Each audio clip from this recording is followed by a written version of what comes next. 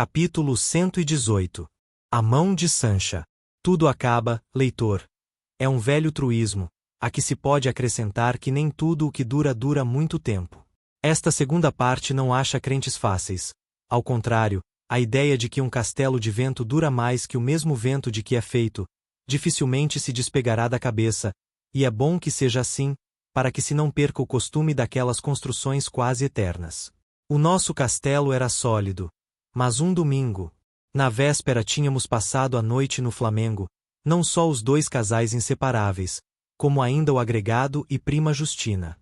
Foi então que Escobar, falando-me à janela, disse-me que fossemos lá jantar no dia seguinte. Precisávamos falar de um projeto em família, um projeto para os quatro. Para os quatro? Uma contradança. Não és capaz de adivinhar o que seja, nem eu digo. Vem amanhã. Sancha não tirava os olhos de nós durante a conversa, ao canto da janela. Quando o marido saiu, veio ter comigo. Perguntou-me de que é que faláramos. Disse-lhe que de um projeto que eu não sabia qual fosse. Ela pediu-me segredo, e revelou-me o que era. Uma viagem à Europa dali a 2 anos. Disse isto de costas para dentro, quase suspirando. O mar batia com grande força na praia. Havia ressaca. Vamos todos? Perguntei por fim. Vamos. Sancha ergueu a cabeça e olhou para mim com tanto prazer que eu, graças às relações dela e Capitu, não se me daria beijá-la na testa. Entretanto, os olhos de Sancha não convidavam a expansões fraternais, pareciam quentes e intimativos, diziam outra coisa, e não tardou que se afastassem da janela, onde eu fiquei olhando para o mar, pensativo. A noite era clara. Dali mesmo busquei os olhos de Sancha, ao pé do piano. Encontrei-os em caminho. Pararam os 4 e ficaram diante uns dos outros, uns esperando que os outros passassem, mas nenhuns passavam. Tal se dá na rua entre 2 teimosos. A cautela desligou-nos. Eu tornei a voltar-me para fora. E assim posto entrei a cavar na memória se alguma vez olhara para ela com a mesma expressão, e fiquei incerto. Tive uma certeza só, é que um dia pensei nela, como se pensa na bela desconhecida que passa. Mas então dar-se-ia que ela adivinhando. Talvez o simples pensamento me transluzisse cá fora, e ela me fugisse outrora irritada ou acanhada, e agora por um movimento invencível. Esta palavra foi como uma bênção de padre à missa, que a gente recebe e repete em si mesma. O mar amanhã está de desafiar a gente, disse-me a voz de Escobar, ao pé de mim. Você entra no mar amanhã? Tenho entrado com mares maiores, muito maiores. Você não imagina o que é um bom mar em hora bravia. É preciso nadar bem, como eu, e ter estes pulmões, disse ele batendo no peito, e estes braços. Apalpa. Apalpei-lhe os braços, como se fosse os de Sancha. Custa-me esta confissão, mas não posso suprimi-la. Era já retar a verdade. Não só os apalpei com essa ideia, mas ainda senti outra coisa. Achei-os mais grossos e fortes que os meus, e tive-lhes inveja. Acresce que sabiam nadar. Quando saímos, tornei a falar com os olhos à dona da casa. A mão dela apertou muito a minha, e demorou-se mais que de costume. A modéstia pedia então, como agora, que eu visse naquele gesto de Sancha uma sanção ao projeto do marido e um agradecimento. Assim devia ser, mas um fluido particular que me correu todo o corpo desviou de mim a conclusão que deixo escrita. Senti ainda os dedos de Sancha entre os meus, apertando uns aos outros. Foi um instante de vertigem e de pecado. Passou depressa no relógio do tempo. Quando cheguei o relógio ao ouvido trabalhavam só os minutos da virtude e da razão. Uma senhora deliciosíssima, concluiu José Dias um discurso que vinha fazendo. Deliciosíssima. Repeti com algum ardor, que moderei logo, emendando-me. Realmente, uma bela noite. Como devem ser todas as daquela casa, continuou o agregado. Cá fora, não. Cá fora o mar está zangado. Escute. Ouvia-se o mar forte, como já se ouvia de casa, a ressaca era grande, e à distância, viam-se crescer as ondas. Capitu e prima Justina, que iam adiante, detiveram-se numa das voltas da praia, e fomos conversando os 4. Mas eu conversava mal. Não havia meio de esquecer inteiramente a mão de Sancha nem os olhos que trocamos. Agora achava-lhes isto, agora aquilo. Os instantes do diabo intercalavam-se nos minutos de Deus, e o relógio foi assim marchando alternativamente à minha perdição e à minha salvação. José Dias despediu-se de nós à porta. Prima Justina dormiu em nossa casa. Iria embora, no dia seguinte, depois do almoço e da missa. Eu recolhi-me ao meu gabinete, onde me demorei mais que de costume. O retrato de Escobar, que eu tinha ali, ao pé do de minha mãe, falou-me como se fosse a própria pessoa. Combati sinceramente os impulsos que trazia do Flamengo. Rejeitei a figura da mulher do meu amigo, e chamei-me desleal. Demais, quem me afirmava que houvesse alguma intenção daquela espécie no gesto da despedida e nos anteriores? Tudo podia ligar-se ao interesse da nossa viagem. Sancha e Capitu eram tão amigas que seria um prazer mais para elas irem juntas. Quando houvesse alguma intenção sexual, quem me provaria que não era mais que uma sensação fulgurante, destinada a morrer com a noite e o sono? Há remorsos que não nascem de outro pecado, nem têm maior duração. Agarrei-me a esta hipótese que se conciliava com a mão de Sancha, que eu sentia de memória dentro da minha mão, quente e demorada, apertada e apertando. Sinceramente, eu achava-me mal entre um amigo e a atração. A timidez pode ser que fosse outra causa daquela crise. Não é só o céu que dá as nossas virtudes, a timidez também, não contando o acaso, mas o acaso é um mero acidente. A melhor origem delas é o céu. Entretanto, como a timidez vem do céu, que nos dá a compleição, a virtude, filha dela, é, genealogicamente, o mesmo sangue celestial. Assim refletiria, se pudesse. Mas a princípio vaguei à toa. Paixão não era, nem inclinação. Capricho seria ou quê? Ao fim de 20 minutos era nada, inteiramente nada. O retrato de Escobar pareceu falar-me. Vi-lhe a atitude franca e simples, sacudi a cabeça e fui deitar-me. Capítulo 119. Não faça isso, querida. A leitora, que é minha amiga e abriu este livro com o fim de descansar a cavatina de ontem para a valsa de hoje, quer fechá-lo às pressas, ao ver que beiramos um abismo. Não faça isso, querida, eu mudo de rumo. Capítulo 120. Os autos. Na manhã seguinte acordei livre das abominações da véspera. Chamei-lhes alucinações, tomei café, percorri os jornais e fui estudar uns autos. Capitu e prima Justina saíram para a missa das 9, na Lapa. A figura de Sancha desapareceu inteiramente no meio das alegações da parte adversa, que eu ia lendo nos autos, alegações falsas, inadmissíveis, sem apoio na lei nem nas praxes. Vi que era fácil ganhar a demanda, consultei Dalóis, Pereira e Souza. Uma só vez olhei para o retrato de Escobar. Era uma bela fotografia tirada um ano antes. Estava de pé, sobre casaca abotoada, a mão esquerda no dorso de uma cadeira, a direita metida ao peito, o olhar ao longe para a esquerda do espectador. Tinha garbo e naturalidade. A moldura que lhe mandei por não encobria a dedicatória, escrita embaixo, não nas costas do cartão. Ao meu querido Bentinho, o seu querido Escobar. 20 de abril de 70. Estas palavras fortaleceram-me os pensamentos daquela manhã, e espancaram de todo as recordações da véspera. Naquele tempo a minha vista era boa. Eu podia lê-las do lugar em que estava. Tornei aos autos. Capítulo 121. A catástrofe. No melhor deles, ouvi passos precipitados na escada, a campainha soou, soaram palmas, golpes na cancela, vozes, acudiram todos, acudi eu mesmo. Era um escravo da casa de Sancha que me chamava. Para ir lá, senhor nadando, senhor morrendo. Não disse mais nada, ou eu não lhe ouvi o resto.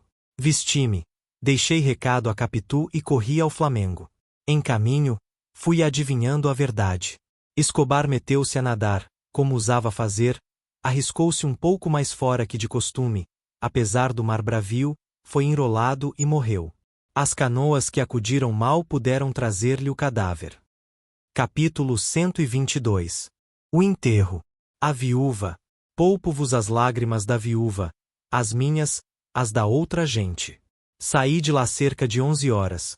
Capitu e prima Justina esperavam-me, uma com o parecer abatido e estúpido, outra enfastiada apenas. Vão fazer companhia à pobre Sanchinha. Eu vou cuidar do enterro. Assim fizemos. Quis que o enterro fosse pomposo, e a afluência dos amigos foi numerosa. Praia, ruas, Praça da Glória, tudo eram carros, muitos deles particulares. A casa não sendo grande, não podiam lá caber todos.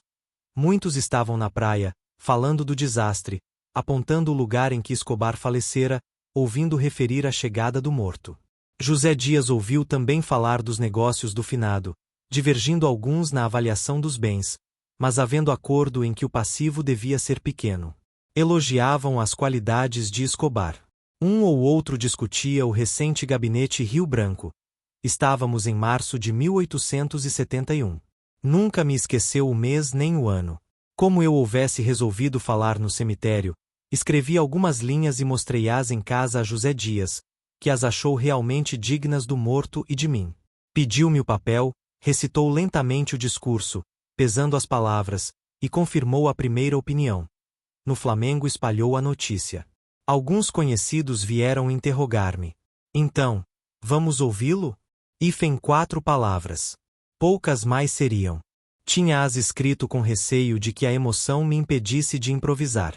No Tilbury em que andei 1 ou 2 horas, não fizera mais que recordar o tempo do seminário, as relações de Escobar, as nossas simpatias, a nossa amizade, começada, continuada e nunca interrompida, até que um lance da fortuna fez separar para sempre 2 criaturas que prometiam ficar por muito tempo unidas. De quando em quando enxugava os olhos. O cocheiro aventurou 2 ou 3 perguntas sobre a minha situação moral. Não me arrancando nada, continuou o seu ofício. Chegando a casa, deitei aquelas emoções ao papel. Tal seria o discurso. Capítulo 123. Olhos de ressaca. Enfim, chegou a hora da encomendação e da partida. Sancha quis despedir-se do marido, e o desespero daquele lance consternou a todos. Muitos homens choravam também, as mulheres todas. Só Capitu, amparando a viúva, parecia vencer-se a si mesma. Consolava a outra, queria arrancá-la dali. A confusão era geral. No meio dela, Capitu olhou alguns instantes para o cadáver tão fixa, tão apaixonadamente fixa, que não admira lhe saltassem algumas lágrimas poucas e caladas. As minhas cessaram logo. Fiquei a ver as dela. Capitu enxugou-as depressa, olhando a furto para a gente que estava na sala. Redobrou de carícias para a amiga, e quis levá-la. Mas o cadáver parece que a retinha também. Momento houve em que os olhos de Capitu fitaram o defunto, quais os da viúva, sem o pranto nem palavras desta, mas grandes e abertos. Como a vaga do mar lá fora, como se quisesse tragar também o nadador da manhã. Capítulo 124. O discurso. Vamos, são hora. Era José Dias que me convidava a fechar o ataúde. Fechamo-lo, e eu peguei numa das argolas. Rompeu o alarido final. Palavra que, quando cheguei à porta, vi o sol claro, tudo gente e carros, as cabeças descobertas, tive um daqueles meus impulsos que nunca chegavam à execução. Foi atirar à rua caixão, defunto e tudo. No carro disse a José Dias que se calasse. No cemitério tive de repetir a cerimônia da casa, desatar as correias, e ajudar a levar o féretro à cova. O que isto me custou imagina. Descido o cadáver à cova, trouxeram a cal e a pá. Sabes disto, terás ido a mais de um enterro, mas o que não sabes nem pode saber nenhum dos teus amigos, leitor, ou qualquer outro estranho, é a crise que me tomou quando vi todos os olhos em mim, os pés quietos, as orelhas atentas. E ao cabo de alguns instantes de total silêncio, um sussurro vago, algumas vozes interrogativas, sinais, e alguém, José Dias, que me dizia ao ouvido. Então, fale. Era o discurso. Queriam o discurso. Tinham jus ao discurso anunciado. Maquinalmente, meti a mão no bolso, saquei o papel e li-o aos trambolhões, não todo, nem seguido, nem claro. A voz parecia-me entrar em vez de sair, as mãos tremiam-me. Não era só a emoção nova que me fazia assim, era o próprio texto, as memórias do amigo, as saudades confessadas, os louvores à pessoa e aos seus méritos. Tudo isto que eu era obrigado a dizer e dizia mal. Ao mesmo tempo, temendo que me adivinhassem a verdade, forcejava por escondê-la bem. Creio que poucos me ouviram, mas o gesto geral foi de compreensão e de aprovação. As mãos que me deram a apertar eram de solidariedade. Alguns diziam, muito bonito. Muito bem. Magnífico. José Dias achou que a eloquência estivera na altura da piedade. Um homem, que me pareceu jornalista, pediu-me licença para levar o manuscrito e imprimi-lo. Só a minha grande turvação recusaria um obséquio tão simples. Capítulo 125. Uma comparação. Príamo julga-se o mais infeliz dos homens, por beijar a mão daquele que lhe matou o filho. Homero é que relata isto, e é um bom autor, não obstante contá-lo em verso, mas há narrações exatas em verso, e até mau verso. Compara tua situação de Príamo com a minha. Eu acabava de louvar as virtudes do homem que receberá, defunto, aqueles olhos. É impossível que algum Homero não tirasse da minha situação muito melhor efeito, ou quando menos, igual. Nem digas que nos faltam Homeros, pela causa apontada em Camões. Não, Senhor, faltam-nos, é certo, mas é porque os Príamos procuram a sombra e o silêncio. As lágrimas, se as têm, são enxugadas atrás da porta, para que as caras apareçam limpas e serenas. Os discursos são antes de alegria que de melancolia, e tudo passa como se Aquiles não matasse Heitor. Capítulo 126. Cismando. Pouco depois de sair do cemitério, rasguei o discurso e deitei os pedaços pela portinhola fora, sem embargo dos esforços de José Dias para impedi-lo. Não presta para nada, disse-lhe eu, e como posso ter a tentação de dá-lo a imprimir, fica já destruído de uma vez. Não presta, não vale nada. José Dias demonstrou longamente o contrário, depois elogiou o enterro, e por último fez o panegírico do morto, uma grande alma, espírito ativo, coração reto, amigo, bom amigo, digno da esposa amantíssima que Deus lhe dera. Neste ponto do discurso, deixei-o falar sozinho e peguei a cismar comigo. O que cismei foi tão escuro e confuso que não me deixou tomar pé. No catete mandei parar o carro, disse a José Dias que fosse buscar as senhoras ao Flamengo e as levasse para casa. Eu iria a pé. Mas, vou fazer uma visita. A razão disto era acabar de cismar, e escolher uma resolução que fosse adequada ao momento. O carro andaria mais depressa que as pernas. Estas iriam pausadas ou não, podiam afrouxar o passo, parar, arrepiar caminho, e deixar que a cabeça cismasse à vontade. Fui andando e cismando. Tinha já comparado o gesto de Sancha na véspera e o desespero daquele dia. Eram inconciliáveis. A viúva era realmente amantíssima. Assim se desvaneceu de todo a ilusão da minha vaidade. Não seria o mesmo caso de Capitu? Cuidei de recompor-lhe os olhos, a posição em que a vi, o ajuntamento de pessoas que devia naturalmente impor-lhe a dissimulação, se houvesse algo que dissimular. O que aqui vai por ordem lógica e dedutiva, tinha sido antes uma barafunda de ideias e sensações, graças aos solavancos do carro e às interrupções de José Dias. Agora, porém, raciocinava e evocava claro e bem. Concluí de mim para mim que era a antiga paixão que me ofuscava ainda e me fazia desvairar como sempre. Quando cheguei a esta conclusão final, chegava também à porta de casa, mas voltei para trás, e subi outra vez a rua do Catete. Eram as dúvidas que me afligiam ou a necessidade de afligir Capitu com a minha grande demora.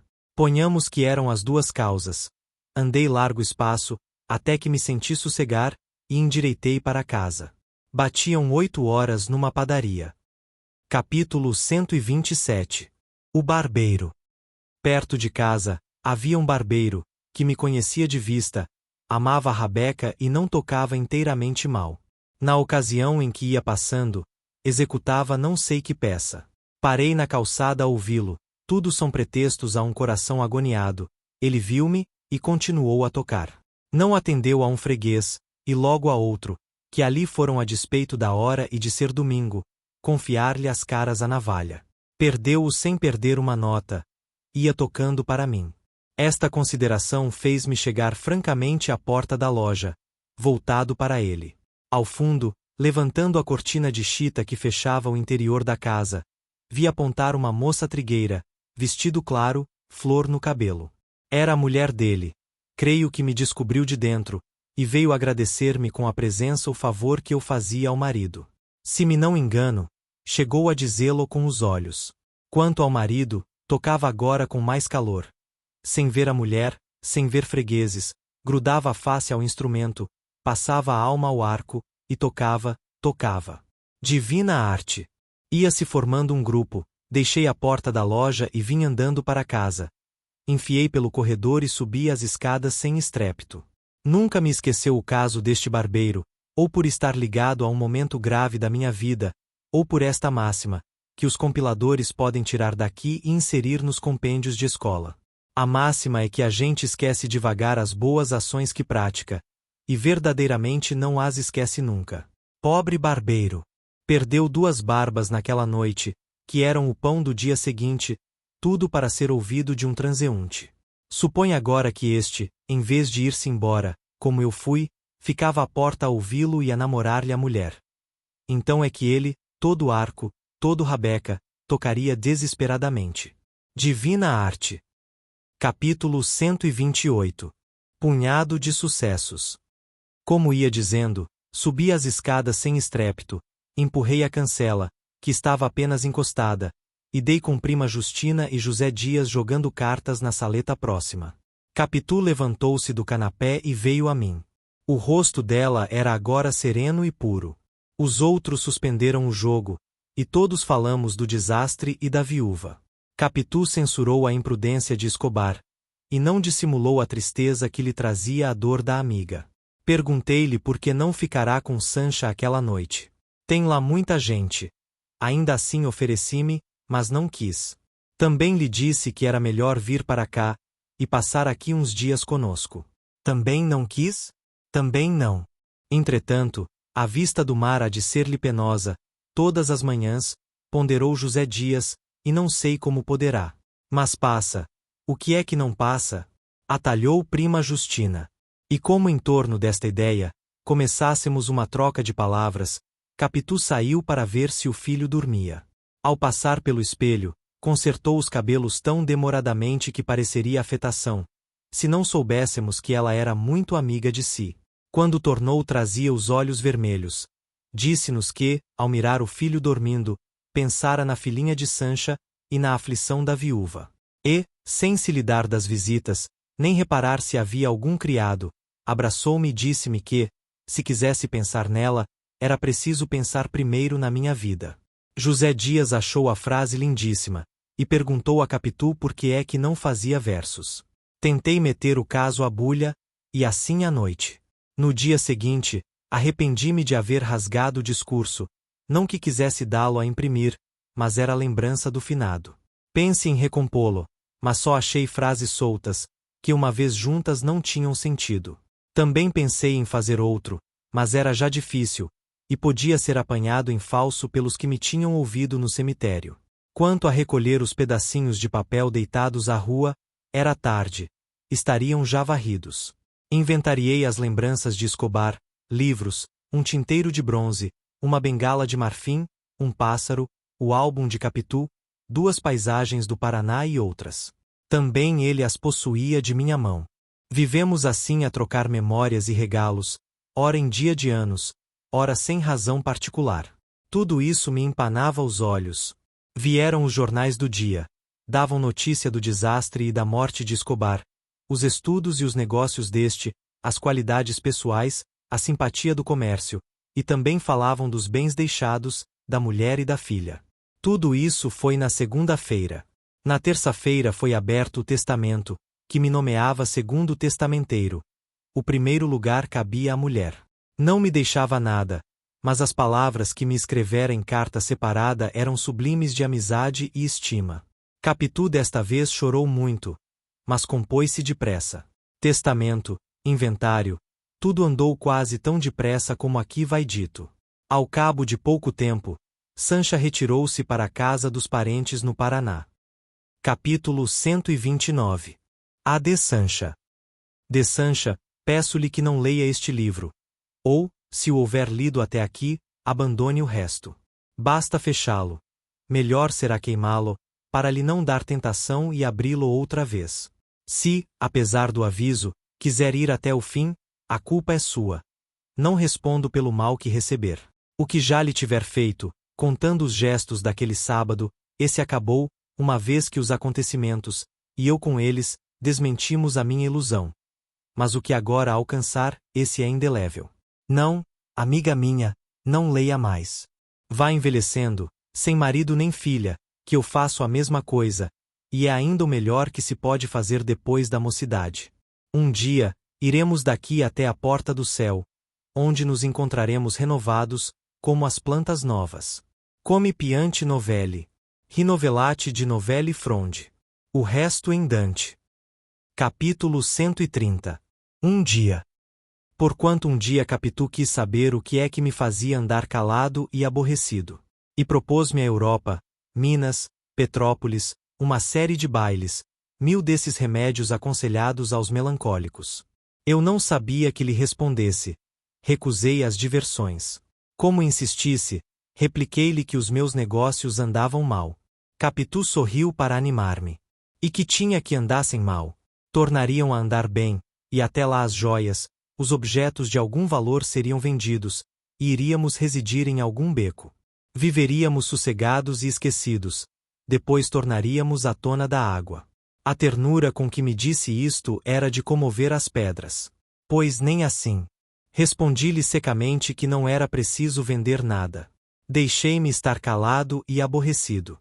Ela propôs-me jogar cartas ou damas, um passeio a pé, uma visita a matacavalos. Como eu não aceitasse nada, foi para a sala, abriu o piano, e começou a tocar. Eu aproveitei a ausência, peguei do chapéu e saí.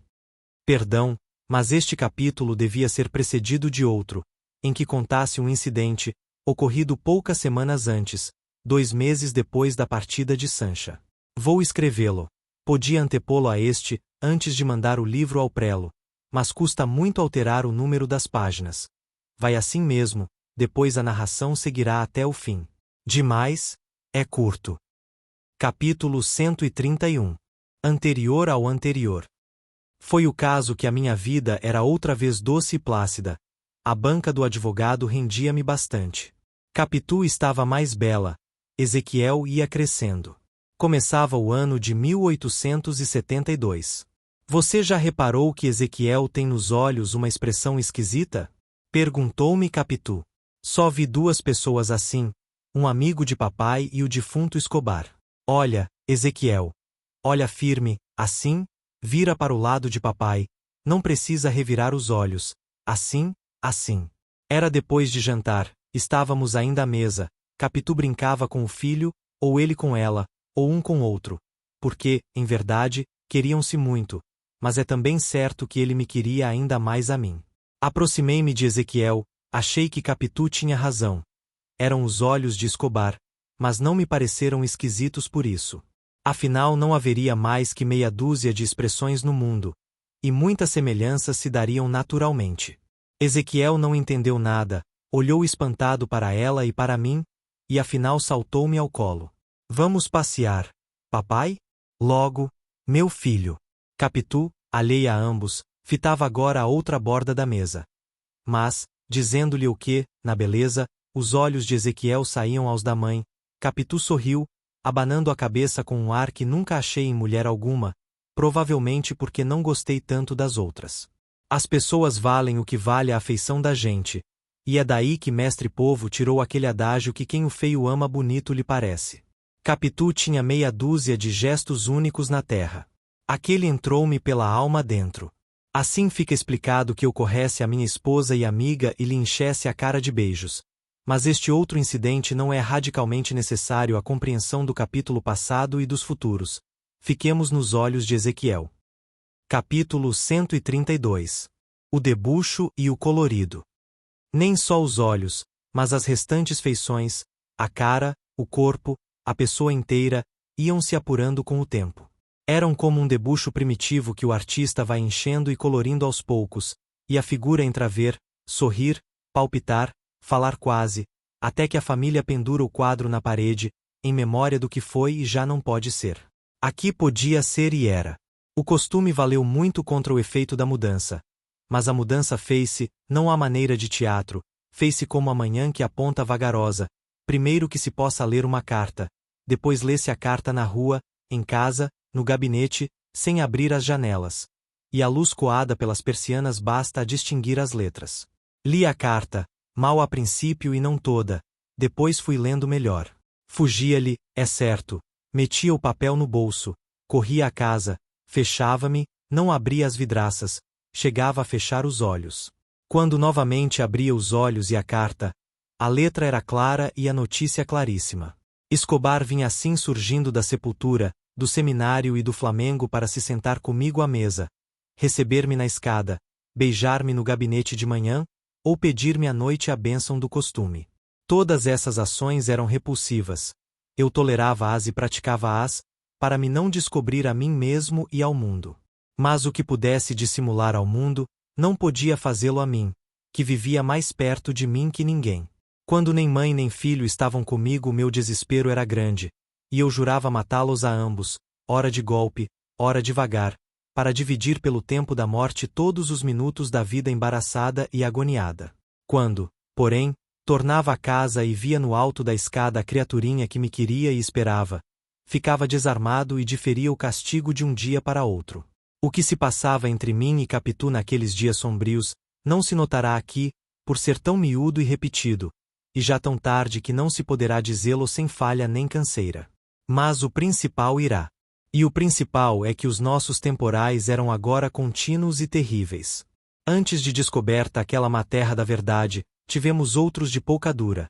Não tardava que o céu se fizesse azul, o sol claro e o mar chão, por onde abríamos novamente as velas que nos levavam às ilhas e costas mais belas do universo, até que outro pé de vento desbaratava tudo, e nós, postos à capa, esperávamos outra bonança, que não era tardia nem dúbia, antes total, próxima e firme. Releva-me estas metáforas. Cheiram ao mar e à maré que deram morte ao meu amigo e Comborço Escobar. Cheiram também aos olhos de ressaca de Capitu. Assim, posto sempre fosse homem de terra, conto aquela parte da minha vida, como um marujo contaria o seu naufrágio. Já entre nós só faltava dizer a palavra última. Nós a líamos, porém, nos olhos um do outro, vibrante e decisiva, e sempre que Ezequiel vinha para nós não fazia mais que separar-nos. Capitu propôs metê-lo em um colégio, donde só viesse aos sábados. Custou muito ao menino aceitar esta situação. Quero ir com papai. Papai há de ir comigo. Bradava ele. Fui eu mesmo que o levei um dia de manhã, uma segunda-feira. Era no antigo Largo da Lapa, perto da nossa casa. Levei-o a pé, pela mão, como levará o ataúde do outro. O pequeno ia chorando e fazendo perguntas a cada passo, se voltaria para casa, e quando, e se eu iria vê-lo. Vou. Papai não vai. Vou sim. Jura, papai? Pois sim. Papai não diz que jura. Pois juro. E lá o levei e deixei. A ausência temporária não atalhou o mal, e toda a arte fina de Capitu para fazê-lo atenuar, ao menos, foi como se não fosse. Eu sentia-me cada vez pior. A mesma situação nova agravou a minha paixão. Ezequiel vivia agora mais fora da minha vista. Mas à volta dele, ao fim das semanas, ou pelo descostume em que eu ficava, ou porque o tempo fosse andando e completando a semelhança, era a volta de Escobar mais vivo e ruidoso. Até a voz, dentro de pouco, já me parecia a mesma. Aos sábados, buscava não jantar em casa e só entrar quando ele estivesse dormindo. Mas não escapava ao domingo, no gabinete, quando que me achava entre jornais e autos. Ezequiel entrava turbulento, expansivo, cheio de riso e de amor, porque o demo do pequeno cada vez morria mais por mim. Eu, a falar verdade, sentia agora uma aversão que mal podia disfarçar, tanto a ela como aos outros. Não podendo encobrir inteiramente esta disposição moral, cuidava de me não fazer em contradiço com ele, ou só o menos que pudesse. Ora tinha trabalho que me obrigava a fechar o gabinete, ora saía ao domingo para ir passear pela cidade e arrabaldes o meu mal secreto. Capítulo 133. Uma ideia. Um dia, era uma sexta-feira, não pude mais. Certa ideia, que negrejava em mim, abriu as asas e entrou a batê-las de um lado para outro, como fazem as ideias que querem sair. O ser sexta-feira creio que foi acaso, mas também pode ter sido propósito. Fui educado no terror daquele dia. Ouvi cantar baladas em casa, vindas da roça e da antiga metrópole, nas quais a sexta-feira era o dia de agouro. Entretanto, Não havendo almanaques no cérebro, é provável que a ideia não batesse as asas senão pela necessidade que sentia de vir ao ar e à vida. A vida é tão bela que a mesma ideia da morte precisa de vir primeiro a ela, antes de se ver cumprida. Já me vais entendendo. Lê agora outro capítulo. Capítulo 134. O dia de sábado. A ideia saiu finalmente do cérebro. Era noite, e não pude dormir, por mais que a sacudisse de mim. Também nenhuma noite me passou tão curta. Amanheceu, quando cuidava não ser mais que 1 ou 2 horas. Saí, supondo deixar a ideia em casa. Ela veio comigo.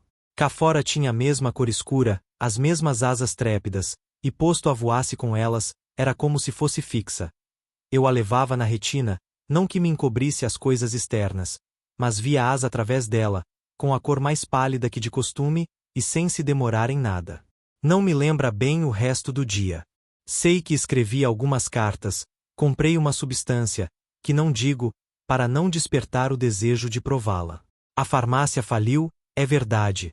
O dono fez-se banqueiro, e o banco próspera. Quando me achei com a morte no bolso senti tamanha alegria como se acabasse de tirar a sorte grande, ou ainda maior, porque o prêmio da loteria gastasse, e a morte não se gasta. Fui à casa de minha mãe, com o fim de despedir-me, a título de visita. Ou de verdade ou por ilusão, tudo ali me pareceu melhor nesse dia. Minha mãe menos triste, tio Cosme esquecido do coração, prima Justina, da língua. Passei 1 hora em paz. Cheguei a abrir mão do projeto. Que era preciso para viver. Nunca mais deixar aquela casa, ou prender aquela hora a mim mesmo. Capítulo 135. Otelo. Jantei fora. De noite fui ao teatro.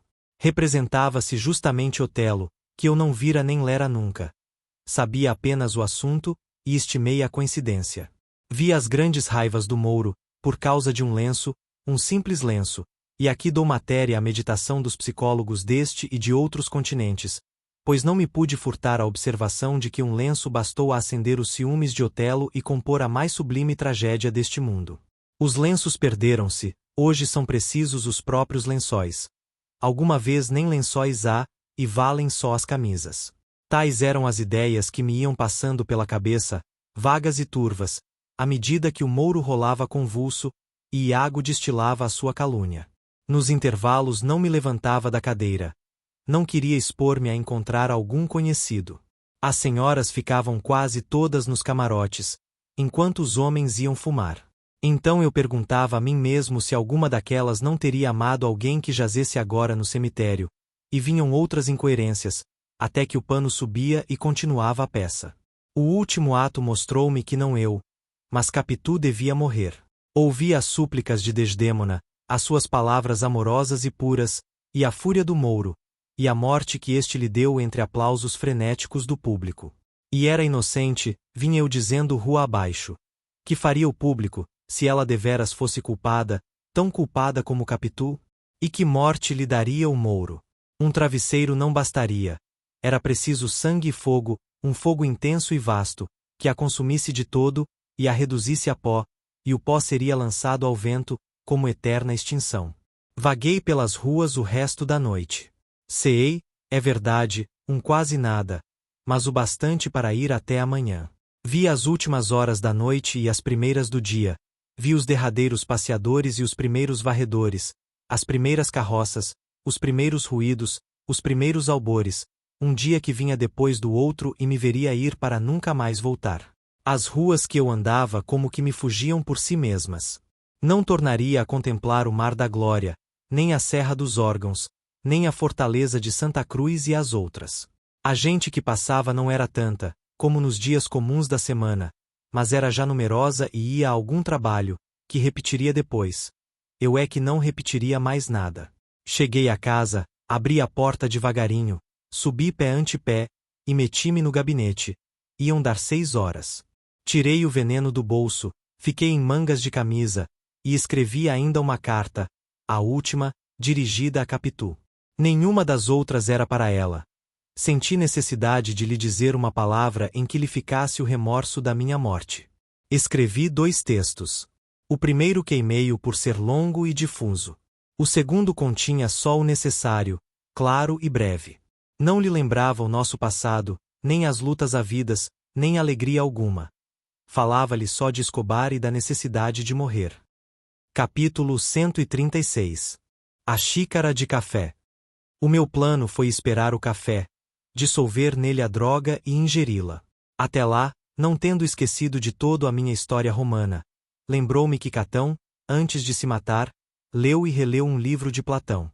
Não tinha Platão comigo, mas um tomo truncado de Plutarco, em que era narrada a vida do célebre romano. Bastou-me a ocupar aquele pouco tempo, e, para em tudo imitá-lo, estirei-me no canapé. Nem era só imitá-lo nisso. Tinha necessidade de incutir em mim a coragem dele, assim como ele precisará dos sentimentos do filósofo para intrepidamente morrer. Um dos males da ignorância é não ter este remédio à última hora. Há muita gente que se mata sem ele, e nobremente expira. Mas estou que muita mais gente poria termo aos seus dias, se pudesse achar essa espécie de cocaína moral dos bons livros. Entretanto, querendo fugir a qualquer suspeita de imitação, lembra-me bem que, para não ser encontrado ao pé de mim o livro de Plutarco, nem ser dada a notícia nas gazetas com a cor das calças que eu então vestia, assenti de pô-lo novamente no seu lugar, antes de beber o veneno. O copeiro trouxe o café. Ergui-me, guardei o livro, e fui para a mesa onde ficará a xícara. Já a casa estava em rumores. Era tempo de acabar comigo. A mão tremeu-me ao abrir o papel em que trazia a droga embrulhada. Ainda assim tive ânimo de despejar a substância na xícara, e comecei a mexer o café, os olhos vagos, a memória em Desdémona inocente. O espetáculo da véspera vinha intrometer-se na realidade da manhã. Mas a fotografia de Escobar deu-me o ânimo que me ia faltando. Lá estava ele, com mão nas costas da cadeira, a olhar ao longe. Acabemos com isto, pensei. Quando ia beber, cogitei se não seria melhor esperar que Capitu e o filho saíssem para a missa. Beberia depois, era melhor. Assim disposto, entrei a passear no gabinete. Ouvi a voz de Ezequiel no corredor, viu entrar e correr a mim bradando: Papai! Papai! Leitor, houve aqui um gesto que eu não descrevo por havê-lo inteiramente esquecido, mas creio que foi belo e trágico. Efetivamente, a figura do pequeno fez-me recuar até dar de costas na estante. Ezequiel abraçou-me os joelhos, esticou-se na ponta dos pés, como querendo subir e dar-me o beijo do costume, e repetia, puxando-me: Papai! Papai!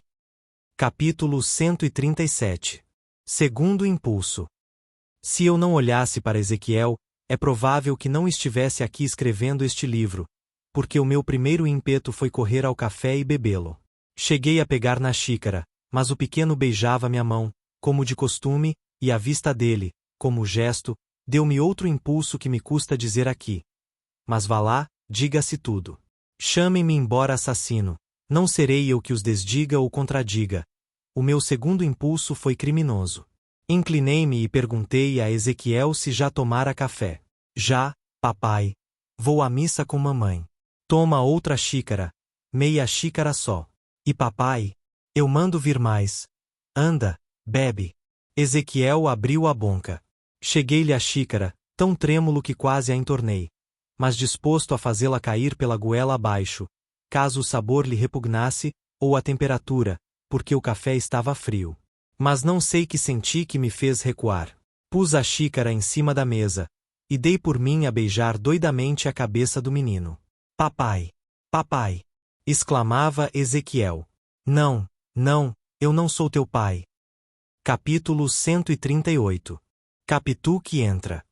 Quando levantei a cabeça, dei com a figura de Capitu diante de mim. Eis aí outro lance, que parecerá de teatro, e é tão natural como o primeiro, uma vez que a mãe e o filho iam à missa, e Capitu não saía sem falar-me. Era já um falar seco e breve.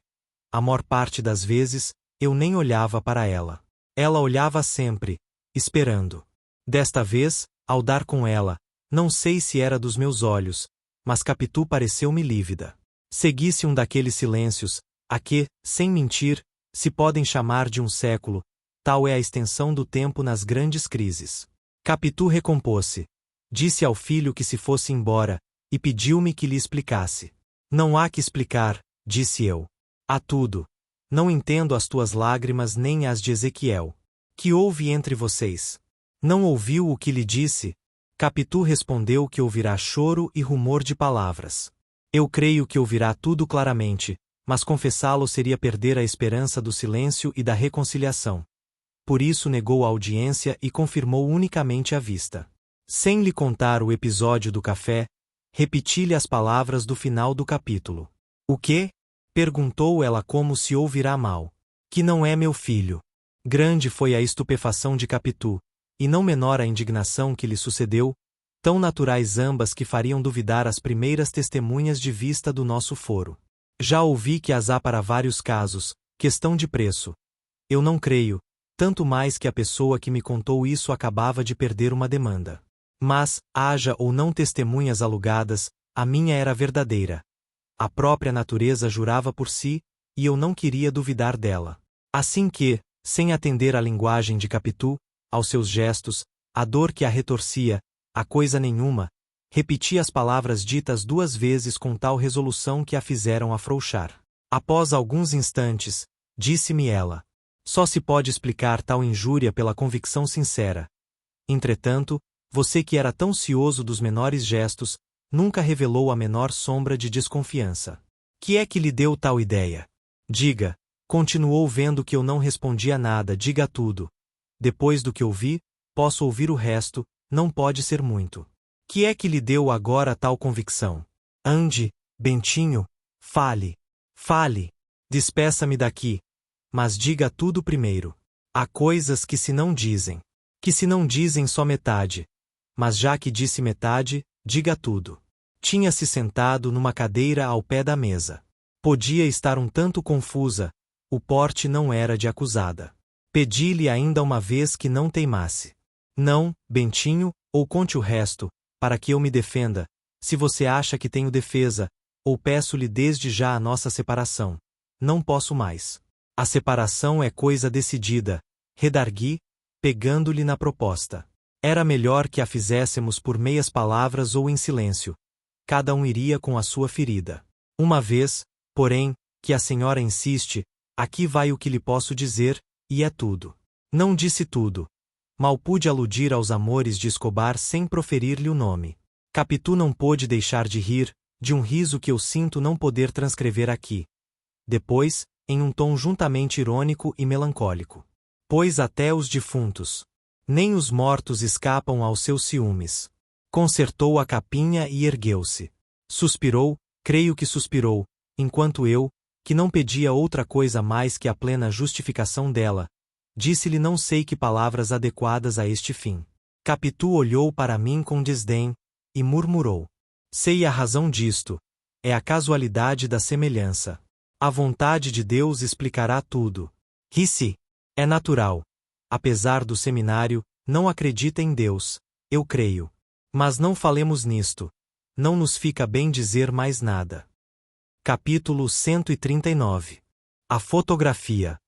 Palavra que estive a pique de crer que era vítima de uma grande ilusão, uma fantasmagoria de alucinado. Mas a entrada repentina de Ezequiel, gritando: mamãe! Mamãe! É hora da missa, restituiu-me a consciência da realidade. Capitu e eu, involuntariamente, olhamos para a fotografia de Escobar, e depois um para o outro. Desta vez a confusão dela fez-se confissão pura. Este era aquele. Havia por força alguma fotografia de Escobar pequeno que seria o nosso pequeno Ezequiel. De boca, porém, não confessou nada. Repetiu as últimas palavras, puxou do filho e saíram para a missa.